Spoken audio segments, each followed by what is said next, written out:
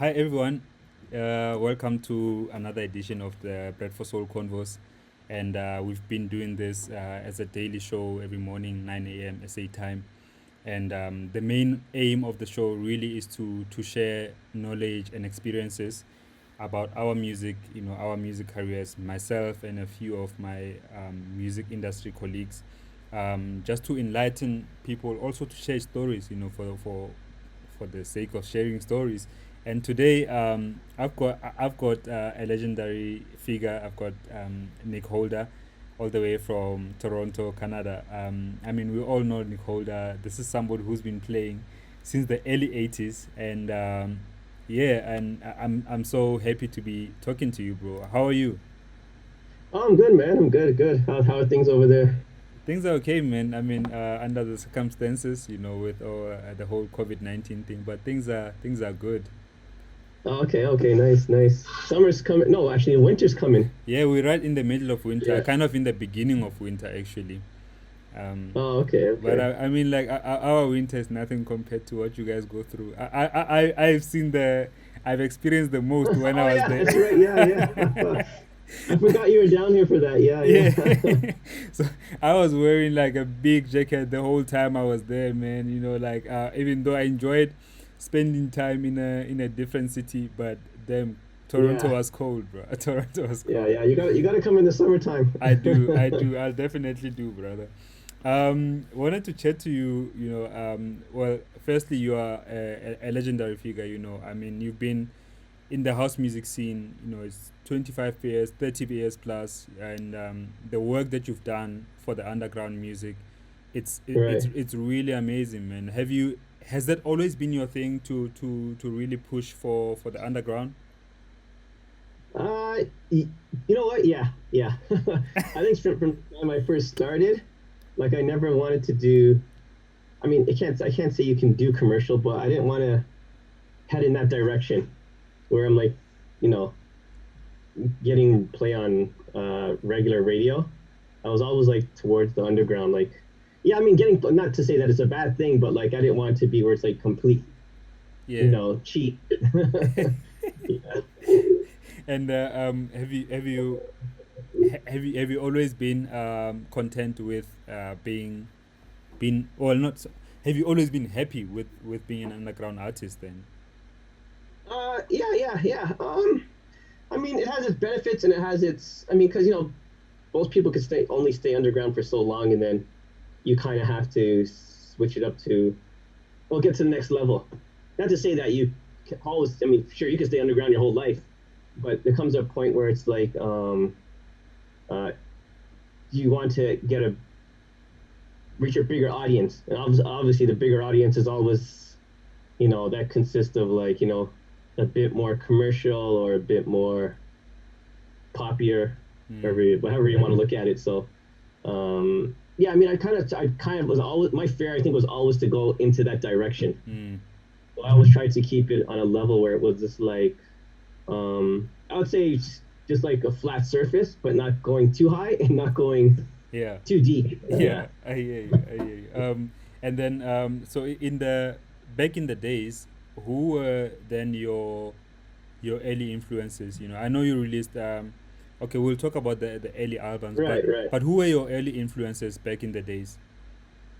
Oh, okay. I guess which back in the day you're talking about I mean, like before I I'm talking started. about like the 80s, like the late Oh, 80s. 80s. Yeah, the late Oh, okay, 80s. yeah. So like, yeah. I mean, in house music, like I would say probably one of my biggest influences was these two producers from New York, Ronald and Reggie Burrell. They used to go under the name various names, New York Housing Authority, and they did a lot of stuff on New Groove Records.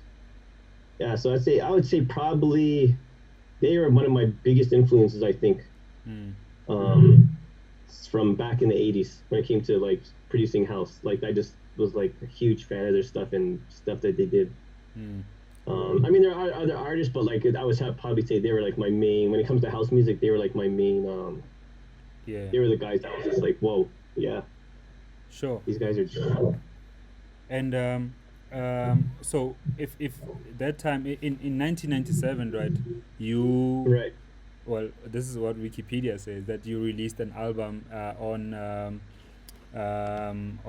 K7 Music, Right. and you released other albums on a lot of albums on KRK. These are all European labels, and how were you connecting with these labels in Toronto and they're all the way in Europe during that time? Uh, um, I guess how that happened was, well, I started DNH in 1991, so I guess, and back then licensing was a big thing on compilations, getting your song on a compilation and like all over the world. So, um, a lot of my music was licensed on loads of compilations. Oh boy, there's so many compilations. I can't even name one. Kind of embarrassing, but yeah, well, that was a big thing. And then a label approached me to do an album, K7, and they wanted more like a disco oriented sounding album, disco loops. And I was doing that stuff at the same time too. So uh, I think what got them into that, I got to go back here now.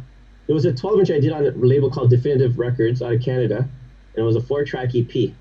Um, and I think that's what caught their attention, and they were like, "Oh, they wanted something like that." I said, "Well, I can't really give you something that's like something else, but I can." They said they wanted like a whole disco loop album, so I basically I did the album. I remember I did the album was during Winter Music Conference at that time, and at that time when I did it, it was like everyone was at Winter Music Conference. I said, "Screw it, I'm gonna stay home and I'm gonna record this whole album for like about a week and a half." I already had all the ideas and everything lined up, so that's how that came along. And then I did that album with them, and then after that, I had done it, and I think that album was called One Night in the Disco. And then after that, I did another album called Still on track. Still on Track. Yes. Oh my gosh, I can't remember the name of my own album. So long ago. Yeah.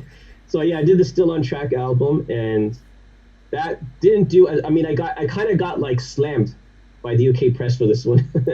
They're like, "Oh, Nick Holder's definitely not on track." And I think what happened was I kind of like switched directions. I only made like a couple of disco tracks, and then I was doing jazz, a lot of jazz samples. So I kind of mixed it up a bit. But what had happened was everyone kind of knew my core sound was really the underground sound that I was doing before these albums came out. So, I did that album, the K7, still One Night in the Disco, then Still on Track. So after doing that album, now that's when NRK approached me, and they said, okay. Even doing the Still on Track album, there was a lot of controversy with that. They wanted me to dress like John Travolta in front of the album cover with my hands up in the air and shit, and in a white suit and all this shit. And I was like, no, I'm not doing that. There's not happening at all. So at the time, around that time when that album came out, I was with the NRK label in their DJ agency. Like they had like the biggest agency back in the UK at the time. So they kind of understood my sound, what I was about. They're like, okay, yeah, we know this is not you. So I said, yeah, exactly. So they said, okay, let's put out. You want to do an album? I said, sure. So I did. I think I did a song called Paradise. It was a single. It came out on my label first, and they re-released it with a remix from. Oh boy, I can't remember. I think it was Salt City Orchestra. Somebody remixed it. I can't remember. But then after that, I did the album on NRK now, which was From Within. And that basically consisted of tracks that I already released on my label, and a couple of new tracks I just threw in there. But in putting that album out now, that's when all the problems started, because NRK Studio K7 found out I was doing an album for NRK in England. So Studio K7 is based out of Germany, NRK in the UK. Yes. And album's ready to go. It's all ready to ship, and all of a sudden they can't ship it because Studio K7's pissed off that I did an album for NRK. Yeah, a lot of people don't know this story. So they're just like, what the hell? But Studio K7 didn't realize that I wasn't signed to them. I was just signed to do an album project, but they thought I was going to always stay with them. But they kind of really didn't understand my vision, whereas the guys from NRK, Nick and Reg, they kind of understood my vision. They understood what I was doing. So uh, they were like, and I think one the guy at Stu K7, he handled a distribution company at the time too, which the NRK album would have been going through that outlet too.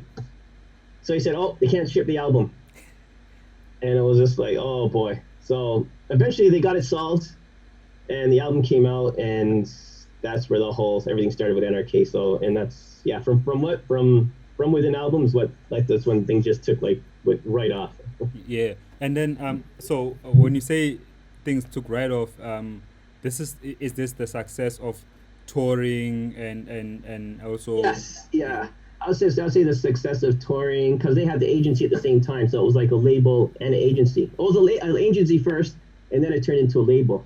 Like I mean, I kind of gave them the idea. Go, you guys should also do a label too. So, and I think my single was the first one they released on their label, Paradise, a song called Paradise, and they had a. I mean, they had loads of artists and DJs.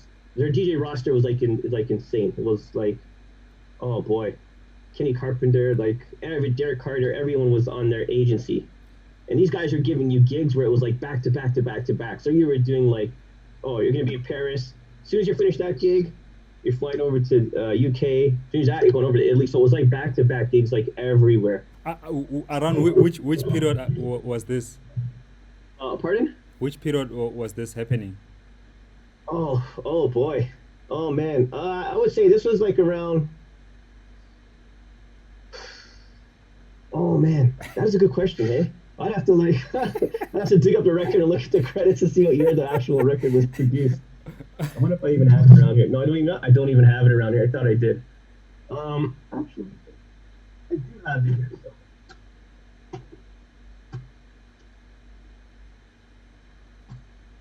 You know what? No, I don't have it here. Okay. I got the album in my other room. But yeah, so when that album came out, from within, like, that's when things took off. But from within was like 1999.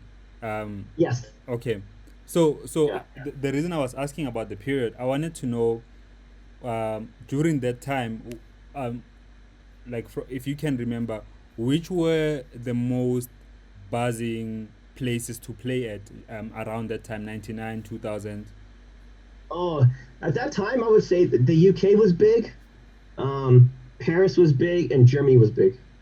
Yeah. Like those were the places to play. I mean, you know what? I had a lot of offers for South Africa. I had lots of offers for South Africa, but I didn't go because I was like, oh man, this flight's far, man. Like, I wasn't ready to travel. What is it, 14 hours? I can't even remember. It's been a while since I went there, but yeah, I wasn't ready to travel like 14 hours to South Africa, and I was like, oh, I don't even know what it's like there. I like no one I know has been there. But they kept saying, oh, Nick, you keep getting requests to go there. And I said, okay, I'll go one day, whatever. But Yeah. I kind of just kept turning it down. Huge Yeah. mistake. I shouldn't have, but it was just the distance. I mean, 'Cause like, I wasn't traveling. yeah, yeah. Honestly, I was not a fan of traveling at all. And NRK, their agency was set up so you were constantly booked. Like they would do like 2 weeks straight. And it was back to back to back to back to back. So from the time you woke up in the morning, you're off to the next gig in another part of Europe. Hmm. So I mean, I won't lie, the money was amazing because there was so much money then, and the scene was so strong, music wise, and so were the sales of vinyl. I mean, obviously the MP3 wasn't really a thing then, but yeah, it was. I'd say Europe was the biggest market to travel for DJing. Yeah. Yeah. Man, when you mentioned the the length of the trip, man, when I went to Toronto last year, I think I traveled for straight 24 hours. It's very long, it's very long. I mean, you can do it in 15 hours. Yeah, you So can. say yeah, but you have to get where there's a short stopover. So you'll have to get like a short stopover from Amsterdam, which is 2 hours, and then you go Amsterdam to probably Washington or Houston. No, not Houston. Atlanta or Detroit, and then you come to Toronto. But Yeah. So I mean, you can do it in 15 hours, but of course, it is expensive. If you want to do it the cheap way, Yeah, it's a long trip, like 20 hours or something like this. Yeah, and we were definitely doing the cheap way, and I remember at some point I was thinking, man, did I need to come here so early? Like it was firstly it was a long trip, and Yeah, then the cold was hitting me. yeah, Anyway, yeah, yeah, yeah. So I wanted to know. So now, 1999, you're releasing your first album that's kind of like getting you out there, and yeah. so I want to know about the success of Summer Days. Well, firstly, how did the track come about? Okay, so Summer Days. So at that time when the album came out from within, um, oh boy, uh, from the within came out in '99. Mm. So I think Summer Days came out in 1999, also, but it came out on my label, and I think is it 2000? I'm not sure what year From Within was released. So it's either 2000 or 2001, maybe. Um, Within was 99 as well. oh, was it 99? Mm-hmm. Okay, yeah. Also, it's probably near the end of '99. Yeah, because I think it came out near the beginning of summer on my label. It came out, and then at the end of the year, NRK licensed it to release it on to actually release it. So then that came out, and oh boy, yeah, that was like the how can I describe it? Oh man, that was when things just went like crazy when I released it. I mean, when I released it on my label, I couldn't even keep up to the pressing because I don't honestly I pressed like I don't even know how many units were pressed, but um it was huge. Endless licensing deals all over the world. Like I mean, it's a record that's like a blessing and a curse at the same time. The reason I say that is because you got so much fame and people discovered you and whatever, whatever. But then, of course, there was the downside of it when the lawsuit came in for the sample. Yeah, but So, but before we get to the downside of it, bro. Like I just wanna yeah, ride on the success first, because yeah, I wanna know how it felt like to have, and you were an underground artist, and how does it now right. feel as an underground artist to have this massive worldwide hit? Well, at that time, the internet wasn't as big, obviously as it is now. You didn't have all this social media and all that, so you kind of never knew how big your record was. I just kept shipping and shipping records to my distributor in the States, and they would ship all over the world. And I remember they're telling me, oh yeah, yeah, this song "Summer Days" is doing really well in South Africa. I was like, really? I said, oh, okay. But when I produced "Summer Days," the flip side is a record was the side I thought would have been big, Ah, but that wasn't the case. "Summer Days" just happened to seem to be the hit. And I remember, uh, actually, when I released the record, I was just like, okay, yeah, "Summer Days" is going to be the side B track. It's not going to really do nothing. The A side is going to be the hit, but like, oh man, yeah, it went to like, wow, it it was huge. But you know what it is? I never knew it was going to be a hit. I had yeah, no idea in the world that this song would have been this big. damn. Until licensing deals started coming in like back to back to back to back to back. Like, oh, it was just like endless deals coming in. So And if you were to think about monetary wise, right? Where would you place it in terms of licensing? Like, um, honestly, the money, I would say I got ripped off a lot. I got ripped off. I honestly, I should be sitting. I would have had $1 million easily. damn. Compilations that licensed it, like I know there's compilations in I believe Australia that sold over 1 million units. Oh, damn. Yeah, you're getting a check for like 2,000 US or whatever at the time. But they're not really giving you the exact sales numbers. Like later on, like way down the road in life, I find out like, oh yeah, it sold 1 million units.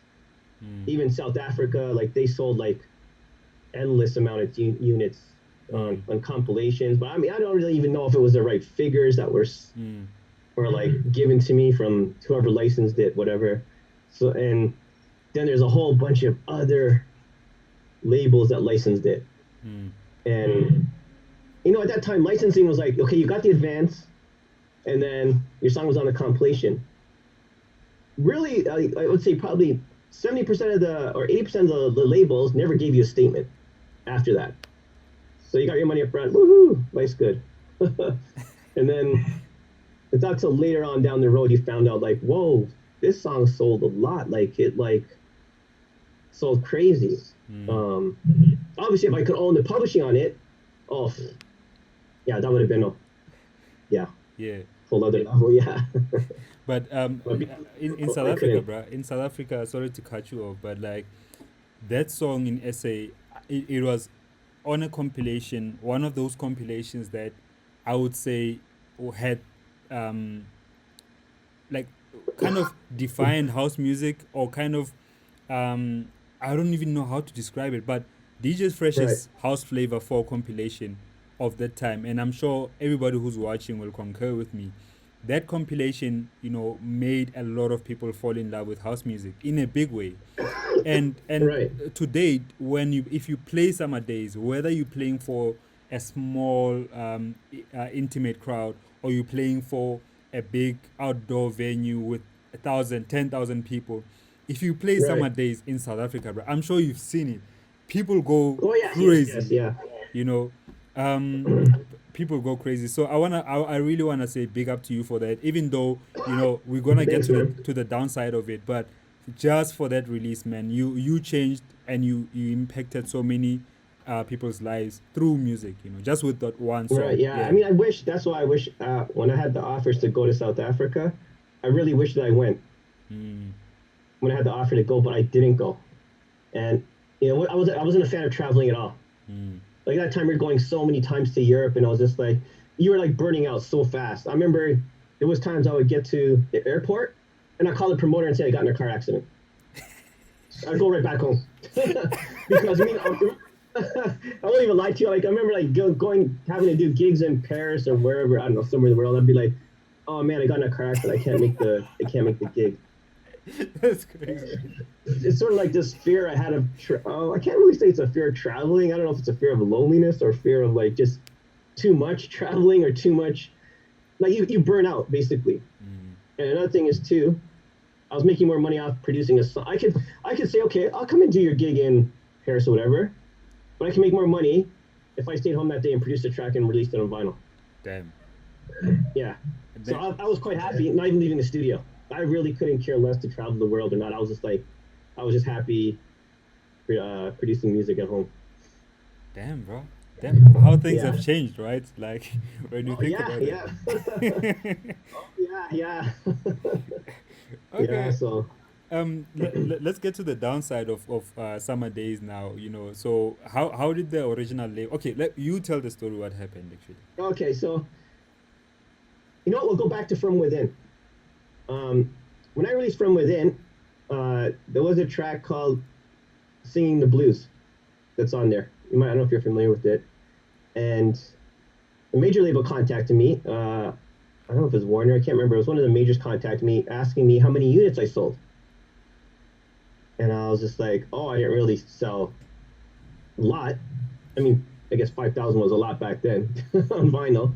But it was, I mean, we didn't really sell a lot. It was like white labels to like whatever. And I got a warning for the sample. So basically, they asked me how much should I sell. But out of that came a publishing deal. So they said, okay, we want an album from you. And they'll release the album if they can clear the sample on on the track "Lady Sings the Blues." And "Lady Sings the Blues" is a Diana Ross's rendition. Uh, oh my gosh, what is the sample now? Holy smokes, I'm getting mixed up with all the samples in my head. Yeah, so basically the sample, it was Diana Ross had sang it, Yeah. but I couldn't wait. The sample couldn't get cleared. So then the offer for the album, for them to release the album was out the door, and it was like some ridiculous money, like I don't even know, 25,000 US or something crazy like this Damn. for an album. So that got shot. That's out the door, and then that's when NRK released. They released it on their album. So then after that, now I was like, okay, I said, okay, I got to be careful with samples. And next thing you know, another problem comes up, the Samba Freak, where I sampled Dave Matthews, um, and he was furious. Oh damn. Their publishing company was furious that I sampled because we weren't even clearing samples back then. Because house music wasn't really, it was still underground. But I mean, when you're putting it on compilations and it's going off all over the world, that's when things start to get crazy. So I released, I when that came out, then that's when the first lawsuit came in. I was just like, oh my god, this is crazy. Whatever. Solved that, paid him thousands of dollars, got that out of the way. But he was furious. Like this guy went on Red Bull and dissed me in an interview and all this stuff. I saw it a couple of years ago and I was like, well, okay. I mean, I sampled you, but I brought your track back to life. I mean, I Yeah. made my own version of it. My own beats are underneath there and everything. I didn't really. I mean, I guess when you're taking so much chunks of a sample, that's when things get illegal. So that's when you're looking for problems. So then that came out and then got rid of that problem. That got solved. And then Summer Days. Wait, but then tell me, I with after having all of those problems, and were you still now doing samples the same way you were doing them? Well, that's when I was like, okay, somebody's ratting me out. Something's going on. Somebody's ratting out my samples. Like, what's happening here? This is like like, oh my God. I was like, this is crazy. Like, who's ratting me out? Someone's ratting me out. That is the snitch. Yeah, yeah, yeah. And that's when Summer Days came out, and I was just like, oh boy. Sales are flying out the roof. It's going like crazy. Then I remember that day is clear as hell. FedEx showed up on my door with a letter. And they're like, oh, and I was like, oh, okay, I just figured it was another check, whatever. And you open it up, and it was just like, whoa, uh-oh, we have a problem. Instantly on the phone with NRK, okay, we have a lawsuit for Summer Days, the sample. And I was just like, oh, shit. I mean, the artist I sampled was Pat Metheny. The original track is called Slip Away. And, yeah, this now was probably the one that would either going to bury me alive or I don't know, you wouldn't have heard of me after this at all. Or a lucky escape. But that I mean, I remember it was so bad. It was like, oh man, they had to get like 3 different lawyers to solve this thing. They even had to get like, I think one of the lawyers from NRK was one of the parents from NRK. They were a lawyer. They also get a lawyer from one of Radiohead's lawyers to help clear this whole thing up. So Damn. this thing, I think honestly, I can't remember, maybe like $30,000 US. Damn. So now all my royalties from the album that Summer Days was on, not From Within, the album after that now, Was it Underground Alternatives? Underground Alternatives, yeah, Yeah. no royalties from that. So I put out an album and see no royalties because we had to cover the the whole lawsuit, lawyers and blah blah blah and fees and this and that and then that's when it was just like, oh my god, man, this is crazy. Like I don't even know, because sampling plays a big role in what I do basically, in production wise, whether I'm chopping up, hiding it, whatever. It's like hip hop. A lot of hip hop producers say, they do the same thing. Mm. They use a lot. It's based on a lot of sampling. Well, back in the '90s it was. Today it's a bit more different. But like a lot of people say to me, "Oh, you produce, like you make hip hop." Mm. And I go, "Yeah, I make hip hop, but yeah, they're like, you do like how a hip hop person would produce house. That's how I basically would do it." I said, "Yeah, yeah," because I mean, I have 1 foot in hip hop and then there's 1 foot in house. So it was like it was a balance. That was always a battle of a balance between like, oh, which direction do I go? Do I go this or that? But I love both of them, so I kind of produce both of them. But yeah, yeah. So going back to Summer Days now, yeah, that's what had happened, and yeah, it was.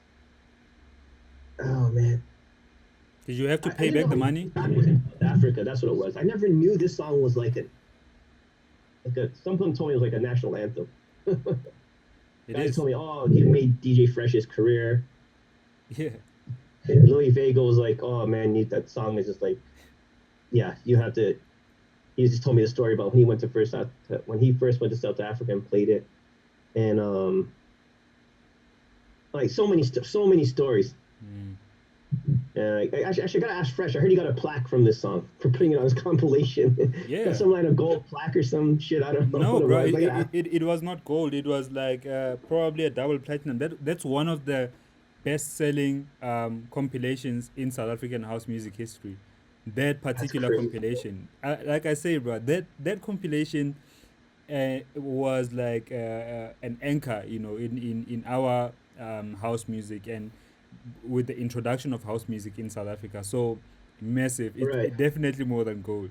Yeah, But actually, you know what? I remember when I licensed on one of the compilations on South Africa. I can't remember which one, and they requested a special request to slow the song down, and I was like, slow it down. I don't get it.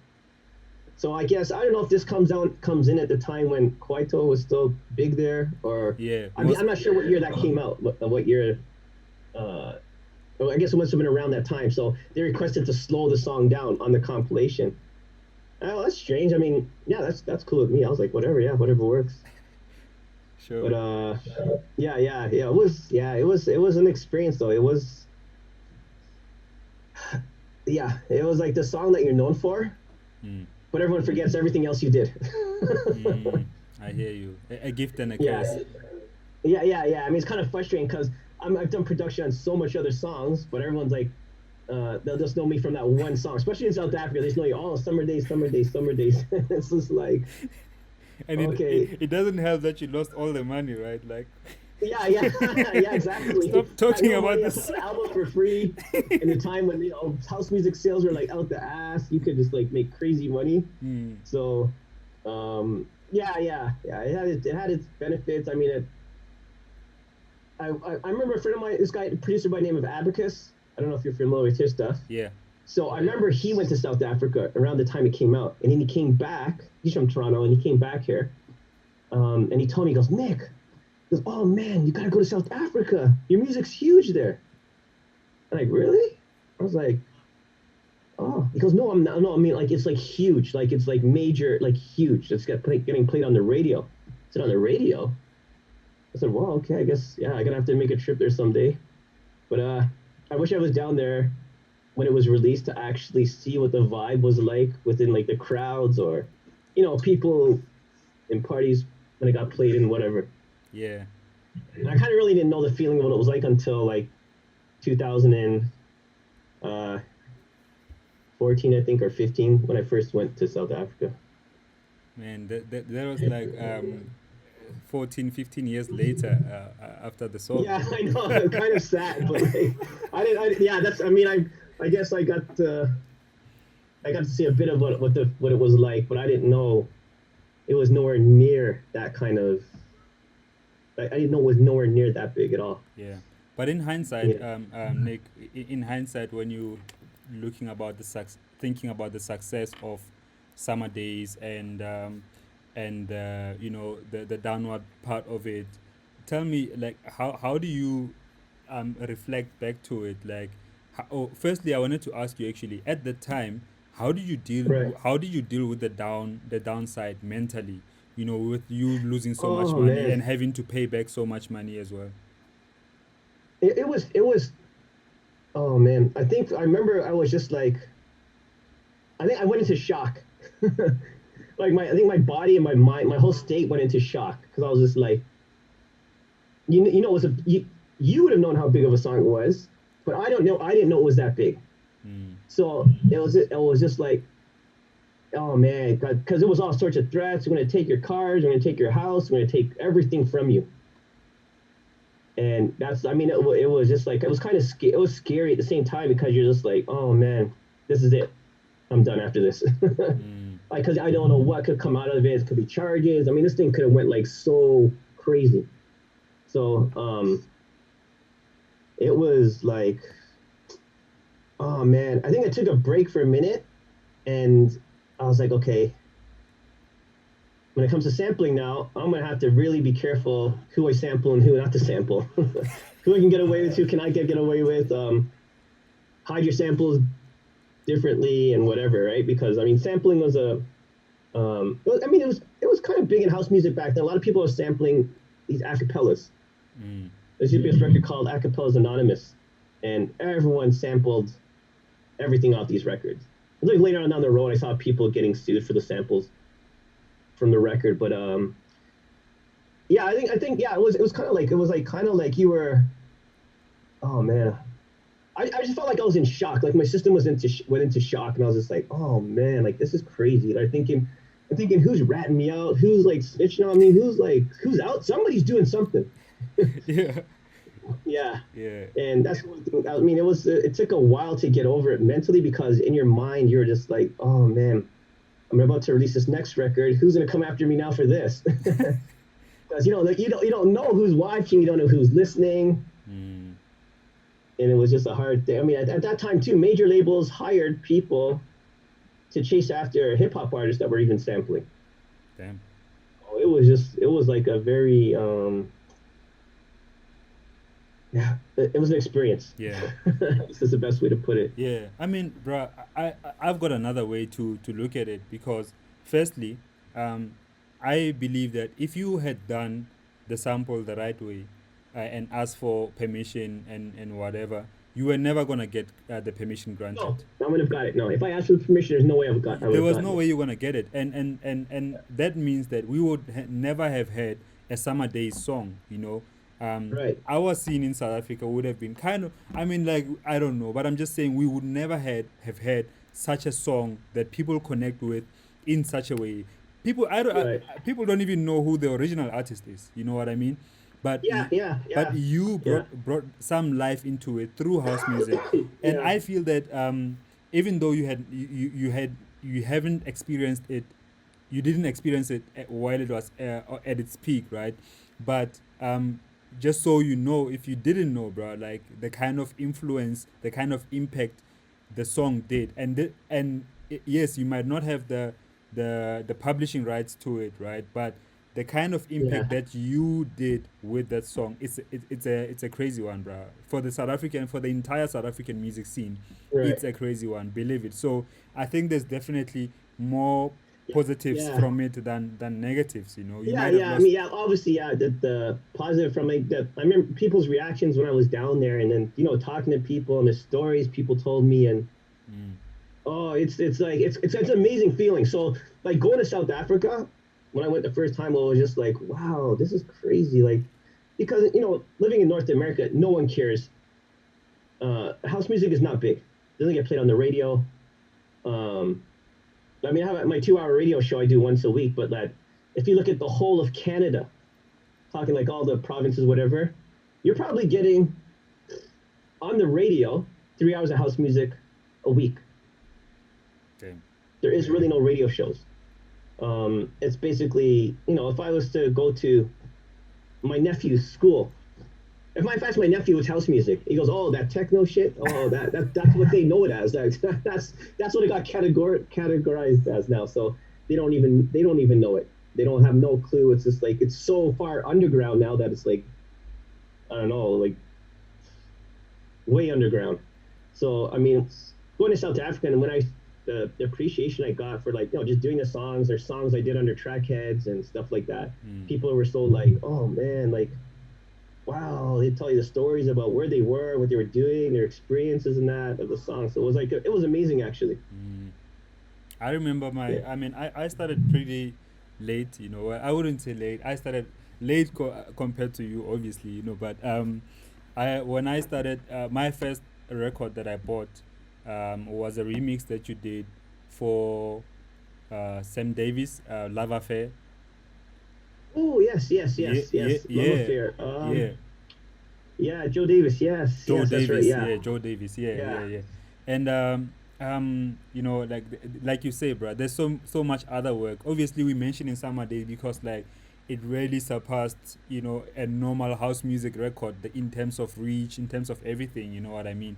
It yeah. doesn't mean that any the other stuff are less important or less good or anything like that. Right, right. Yeah, Yeah. yeah. And I just want to get to you've got a lot of records over there, bro. Like how many Oh man, yeah. This are is you nothing still that. playing? Are you still playing records? Uh, I stopped buying because I ran out of room. You gotta pick a place. I can't. Like records are just everywhere. Like there's like another room over there. There's like a couple thousand. Got a couple thousand in my storage unit. I kind of ran out of room for records. Yeah. So I kind of like I gotta go through all these records here and figure out what I want and what I don't want because there's a lot of. If I was to pull out a record out of here, I won't even know what it is. That's how bad it is. I've got to listen to it and I'll be like, oh, okay, yeah, I Oh, remember this that now. record. Okay, I got you. I got you. I got Yeah, you, bro. Man, I really wish we would have spent more time when I was down in Toronto, because I would have loved to at least check out your studio. You know, check out some vinyl as well. But yeah, I'm yeah, sure there'll yeah. be another time. You know. How did you meet with? How did you connect with the couple? The capo now. Oh boy. Okay, so the capo now. Um, he's probably the first South African artist I think I probably signed um a license. I didn't even sign him. A lot of people thought I signed him. I just licensed his music to release it because I'm not really one to believe in owning someone's music. And the reason I say that is like I don't want to own somebody else's soul. Like Yeah. I believed, I know, and I told the capo like how that whole thing happened was Swizzy was his manager at the time. Yeah. So there was Swizzy, the capo. I met them in a group actually. Problem Child. Yeah. Uh, there was somebody else there. I can't remember, but I remember those meeting them, all three of them, and then the capo said, "Oh, he wants to release these tribal tracks that he did." So I said, "Okay, yeah, that's nice. I'll give it a try. It's different. Let's see what happens." And they put it out, and the response was good. And they already had the next tracks lined up. So I think it was after the second EP. I went to South Africa. Might have been the first or second time I went there, and I hooked up. I actually got to meet them all. The capo, Problem Child, and Swizzy, who was the manager at the time. And it's so funny. I remember this story now. At the meeting the capo in person. The story's so crazy. So he was in university or college. I can't remember what it was. And the Swizzy's like, okay, you're playing a party on the college grounds, or university grounds. It was like an outdoor thing. I'm not sure if it was. I guess it was for the school, whatever. And the capo goes to that school, so you get to meet him. And so they wouldn't let him in. I was like, no, get this guy in. This guy has to come in. Like he's like, you guys don't know who this is. But Capo was nobody at that time. Capo was just a regular, quiet guy, producer, just did his own thing. So I got the Capo came in, and then I finally got to meet him at the party. I let the security finally let him in, and we talked and all that. But I was DJing, so we couldn't really communicate for too long. Mm. So after the Capo did the first single, I think it was like Return to the Beginning. Then Yes. Return to the Beginning Part Two came out, and that's when things started to take off. Like it was just crazy. It was just like, whoa, this guy there's a big buzz in his name. And um, we ended up, I think we did I can't remember how many singles, man. It was a few singles we did, and then the album came out, and then like tracks like In Need and stuff like this were just like huge Mm. over there. Massive. Yeah, Massive. yeah, it was Massive. Massive. massive, and I was like, oh my god, and it got to the point where I remember the songs got everything you touched now was just taking off. So I said, to, okay, the Castle, I'm gonna give you a remix, but don't screw it up. Whatever you do. So I said, I'm gonna let you remix Swimming with Zaki Ibrahim on the vocals. Mm. And he's like, no, I promise you, I'll make it. I'm gonna make this amazing. And then he did that, and I was just like, I remember when I got it back, and I was just like, holy shit, this guy is crazy. It was like I was like, wow, this is amazing. I was like, damn, this kid is like on fire. And we ended up getting the deal. Eventually, we ended up getting a deal with House Africa for his album, and that did well. And I think at the time, um, what's that's. I hope I have this right in order. Swizzy was doing his own label. I think he was had distribution through House Africa for his label. So they started doing stuff on Swizzy's label, and then Surreal Sounds. Surreal Sounds. That's it. Yeah. So he started Surreal Sounds, and things were going well. And then, I mean, at the same time though, Problem Child was coming up. Mm. So that was another one. He was like the kind of like the underground version of the Capo almost. Even though they're both underground, he was a bit more underground, but the buzz was just as big on him. Mm. And like he's like, oh man, both talented producers, man. DJing wise, both crazy. Like I know at that time, no, Prom Chow was like amazing DJ. Production wise was like really good, but for some reason, the Capo was the one that took off. I'm not. It's so hard to say because I mean, I'm over here, and everything's over in South Africa, so I don't really know what's going on. I'm just hearing stories about this and that, and yeah, he just took off, and then it got to the point where I remember him calling me up, and he's like, Nick, do you mind if I go off on my own? And I said, sure, go do whatever you want to do. I'm not going to hold back your career. You know, like if you want to do, he told me, I think it was Black Coffee wanted to sign him. And it was a good move because I'd reached the peak with the Capo where I didn't know what to do with him next. He was so big. So basically, at that time, Black Coffee was huge already. The buzz on him is already huge. Black Coffee signs him and takes him to the next level, which is like above and beyond now. Yeah. So I kind of like put the grounds for him to get where he is, and then Black Coffee took him and shaped him into the next level, which is like yeah, above and Yeah. beyond now. Yeah. Bruh, Yes, I'm so happy that you did that because like a lot of many label owners, would have had something against, one of their top artists who releases on their label signing on another label. You know what I mean? But I really yeah, respect that about you, bro, because you're such a free spirited person. You know what I mean? Like you did this, you did your part, and you couldn't do anything more than that. Like for him, right, right, and you let him do his thing, bro. And I really appreciate yeah, that because he really is blowing up. And I had a chat with him actually in one of these convos, and he was just telling me how he wants to do even bigger things. So that's right, really, really, really dope that you first released. You were the first label actually to release him internationally. So yeah. big up to you for that, bro. I wanted to ask you, Nick, about what is it that you are currently busy with? I know you're doing some hip hop, you're doing your radio show, but in studio, what else are you working on? Oh, right now, oh boy, I've been moving in slow motion lately. Production wise, yeah, yeah. I mean, I honestly, I won't even lie, I've been kind of out of tune with the house world and what's going on the outside. Mm. I mean, I see Facebook and social media. Um, I slowly started working on my own album.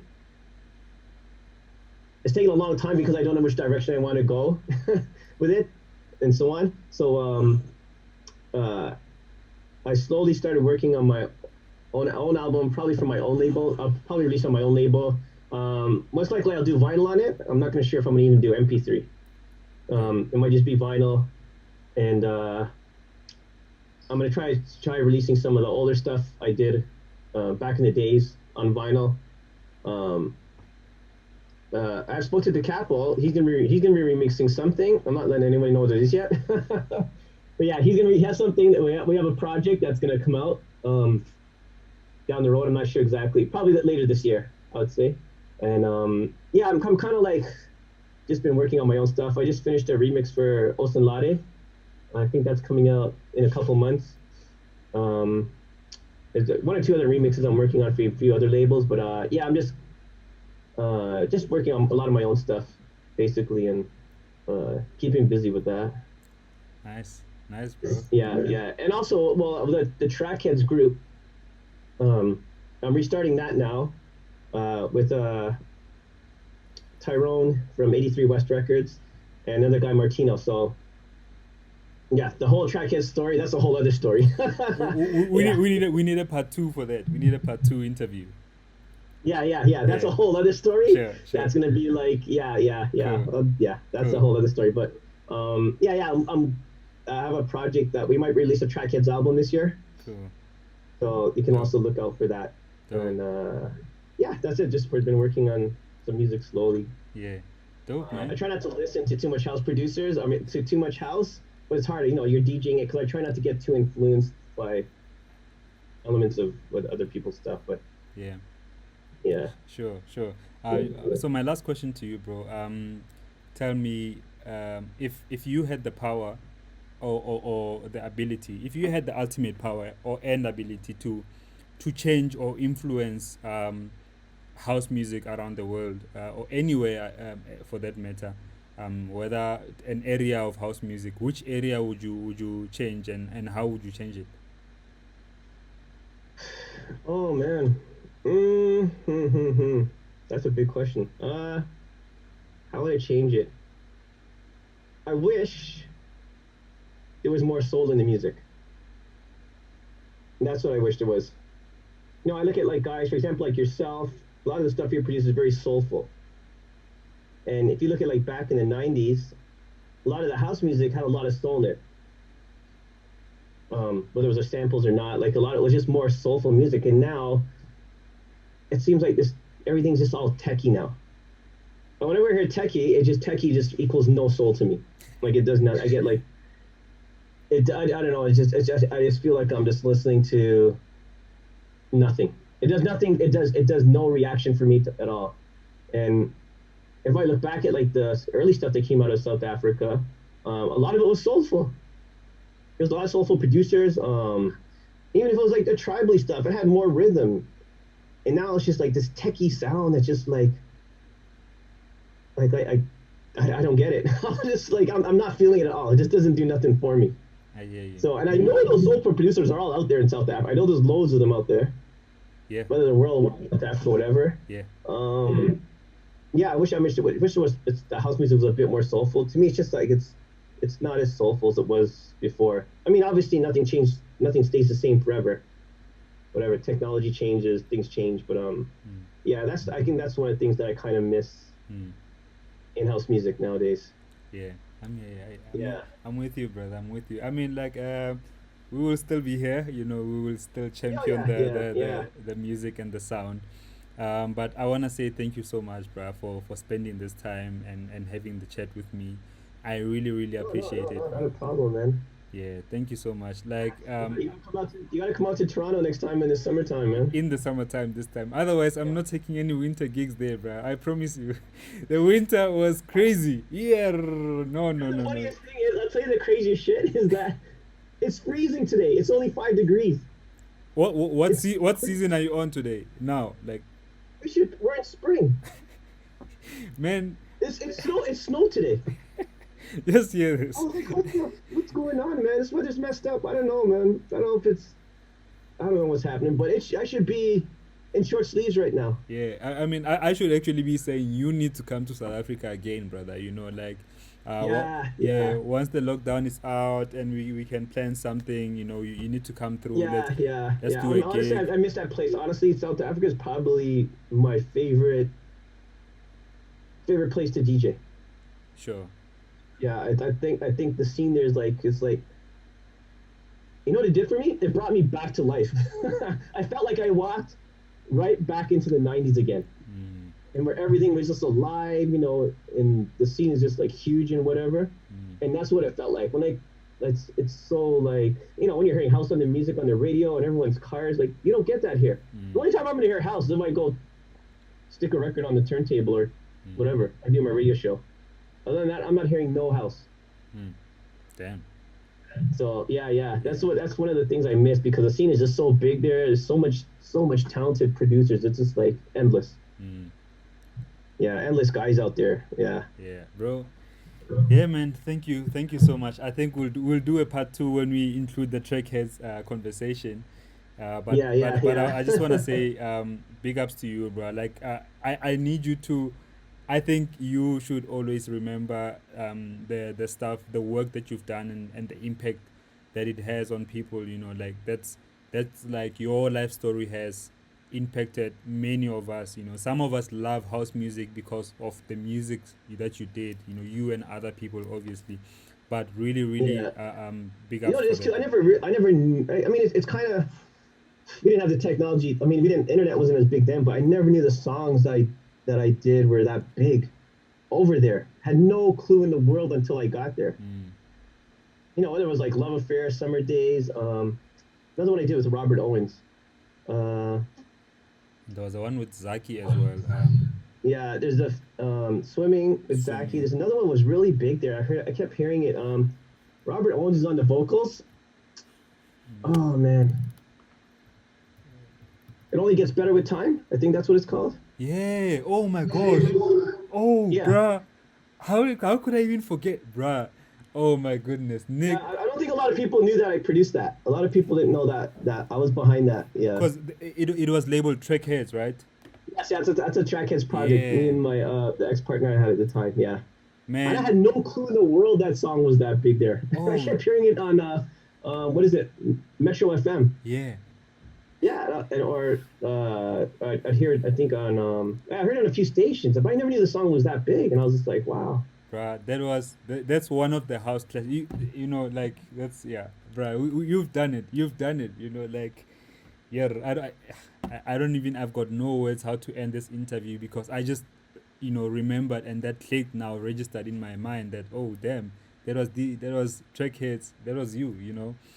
But yeah, Nick, bro, you've done it, Joe. You've done it, brother. I'm trying, man. You're not Trying to trying, stay at bro. it. Like I'm happy that you're so chilled about it because I wanna see, the current youngsters, young producers, people who are getting into house music or people who are currently producing house music. I wanna see people reaching big successes and still remaining themselves, still remaining nice people. You don't need to Yes, be, yeah, yeah, uh, exactly, yeah, yeah, you know yeah. what I mean. So I really appreciate that about you, and I feel that if more people like you reach success, it will also be show people that you can do this and still be nice about it. Oh yeah, yeah, Yeah, yeah, bro. yeah. Thank you so much. Thank you. I Oh, not a really problem, man. cheers, brother. So yeah, Okay, all right. everyone who's watching, thank you so much for tuning in. That was Nick Holder, the legendary, and yeah, guys, you've heard the story. I hope you are inspired. I hope this sparks some light into your music careers, and let's stay creative. Peace out.